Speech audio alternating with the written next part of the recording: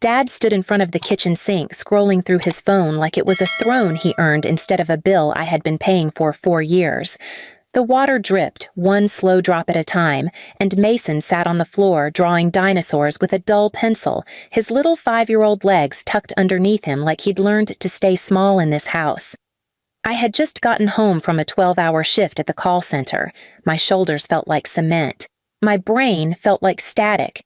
And Dad didn't even look up when I walked in. "Phone's out of data," he said flat, like announcing weather. "You'll pay it tonight.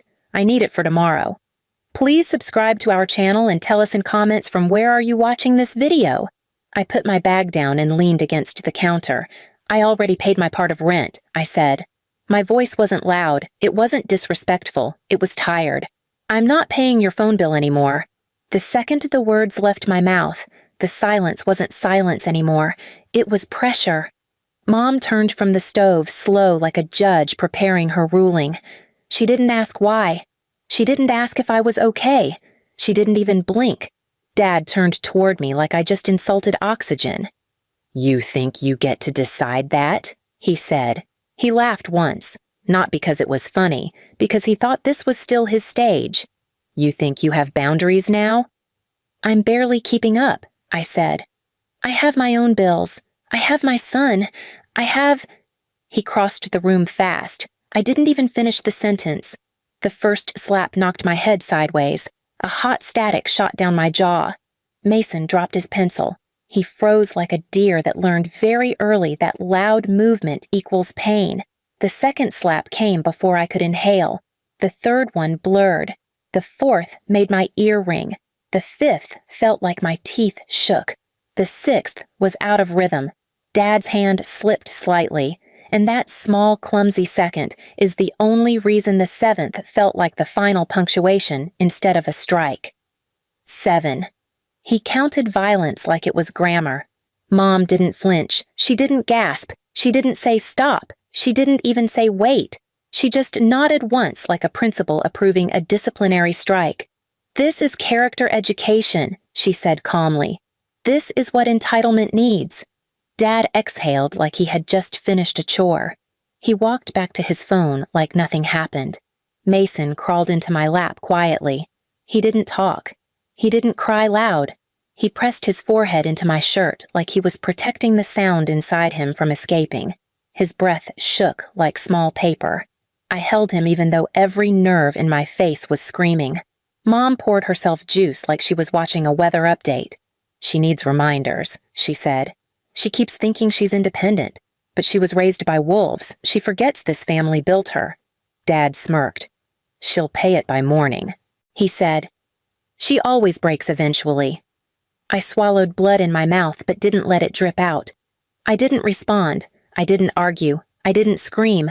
I didn't prove anything. I carried Mason upstairs and put him in bed beside me, his little hand gripping my shirt tight like he was anchoring us both to the world. I laid there staring at the ceiling fan, spinning like time that didn't care about damage or bruises or memory, and something inside me didn't snap violently. It shifted like a joint finally aligning after being dislocated too long. I understood something that night. They didn't actually fear losing me. They feared losing access to me. That 7-slap sequence wasn't punishment. It was a reminder of their ownership. And lying there in the dark with my son breathing against my arm, I decided that access was going to end. Not tomorrow, not loudly, strategically, permanently. And this time I was going to become the one holding the doorway they needed. And they were never going to see it coming. The next morning, I went to work with my jaw aching every time I spoke. I kept my headset a little offset so the pressure wouldn't spike the pain. Every time a customer raised their voice on the phone, my body flinched like my nervous system had learned to anticipate a hand instead of a sentence. But I didn't go home and collapse like every other time before. Something different was moving through my chest. Not adrenaline, not rage, clarity. Damage wasn't new, but having direction was. During lunch, I opened the job portal on my screen and filtered positions not by comfort, but by leverage. I made a list of fields that my parents had always depended on me for: corporate banking communication, insurance navigation, account setup, digital billing systems, all the invisible labor I did for them. I applied to 4 entry-level admin roles in those exact industries, not because I was looking for something better, but because I was aiming for a future choke point. 1 month later, after 2 interviews and 1 skills test, I got hired at a mid-sized wireless telecom company in billing management support. My parents had no idea that this company would one day be the gatekeeper to their phone line survival.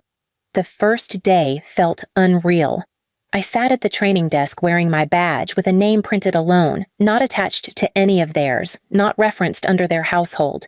Independent identity, issued, laminated. The benefits package was better, the pay was higher, and the upward mobility track was actually real. They trained internally into approvals, escalations, fraud prevention, and eventually account authority positions. I spent evenings with Mason at the kitchen table of the small apartment I rented. He colored dinosaurs while I studied internal systems, escalation authority documents, retention policies. I didn't learn this for show. I was learning for future control. Meanwhile, at home, my parents' financial situation quietly started collapsing behind the scenes. Rent increases. Dean still failing to get stable work. The car payment Mom expected me to help with was past due twice. They started texting more, asking less politely, hinting that my silence was cruel. Dad tried sending guilt-coated voice notes like sermons. I let them rot in unanswered iMessage blue bubbles, but I wasn't finished building the reversal yet.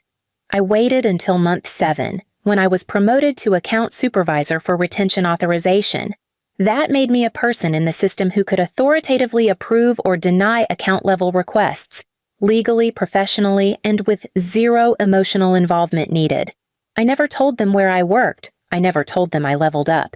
I never reminded them of the 7 slaps or the character education. I just built the barricade in silence while smiling politely at my coworkers and bringing Mason dinosaur stickers for his medical folders. The first sign the trap was about to spring was when I got a group text from my mom. Dad's phone is suspended. We need you to reinstate it. He has an important lead tomorrow. Handle the payment and we'll pay you back. The message wasn't a request. It was written like an operating system command. In the past, I would have felt my stomach drop. This time, I sat back, and I smiled. They didn't know the irony yet. They didn't know who they just tried to demand from this time, because I no longer lived under their roof. I now worked inside the system they depended on, and they were about to learn what real character education feels like, but taught from the position above, not beneath. I waited 2 days before responding to their text, not to punish them emotionally, but to allow natural panic to do what it does best. Make abusers reveal how much they relied on the person they claimed was worthless.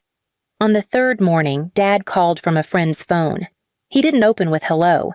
He opened with, "You know what happens when men can't communicate? They look weak. I won't let you humiliate this family. Fix my phone line now."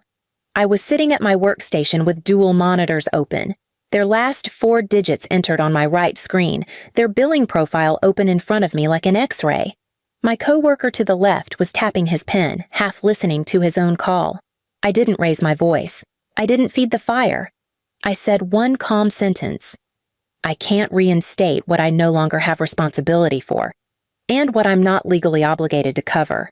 Dad scoffed. You were raised with obligations. You exist because of us. You pay our bills because that's how loyalty works. That's how family works.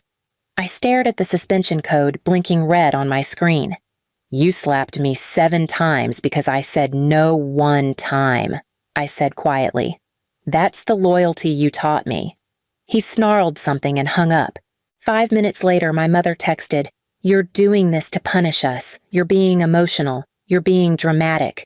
You know Dad can't lose contact right now. You know he has meetings. Stop playing victim and pay it." 2 hours later, they had no working phone route left. Dad drove to the company location. He walked into my building, straight-faced, like a king entering territory he already owned.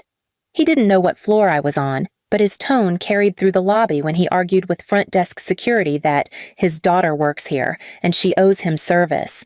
I watched this from the second-floor glass window, with my employee badge hanging around my neck, while Mason sat in the corner office daycare coloring dinosaurs quietly. He demanded access. He demanded privilege. He demanded history to still dictate present. It didn't. Security escorted him out because I had already placed a restriction flag on his profile and filed preemptive harassment risk status after previous abuse. He wasn't escorted because he was family. He was escorted because he was an unauthorized, disruptive civilian in a corporate building. That was the shift. That was the pivot point.